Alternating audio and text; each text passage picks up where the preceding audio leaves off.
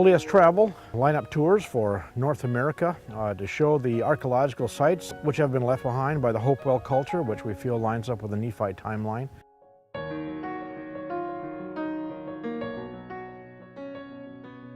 But to mix that up, to make it extra special, we also mix in historical tours for the Church of Jesus Christ of Latter-day Saints. It's absolutely great. It makes a real good blend, and you get a little bit of both church history as well as church archaeology.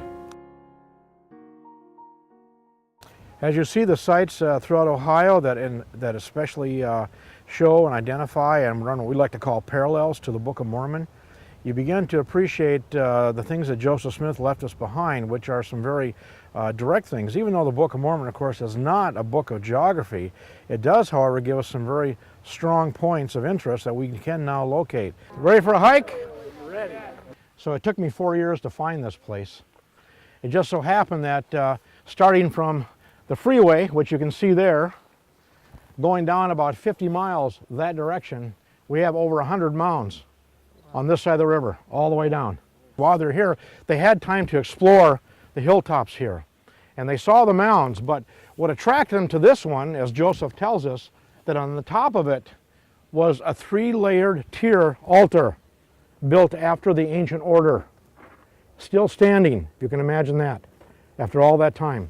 That's what brought his attention to this mound, and that's when they decided to dig this mound and just to explore a little bit, and then they found the bones of a very large, thick-set man.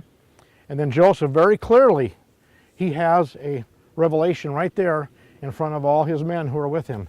And he receives the name of the man. His name was Zelph, who served under the prophet Onondagas, who fought in one of the last great struggles of the Nephite nation.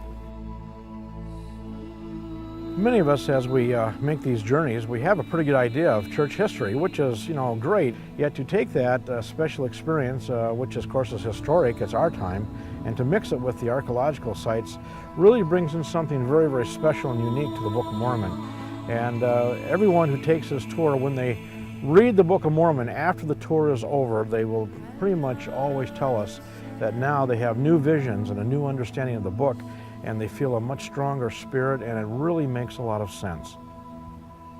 Before I read the scriptures, and it was like reading a book.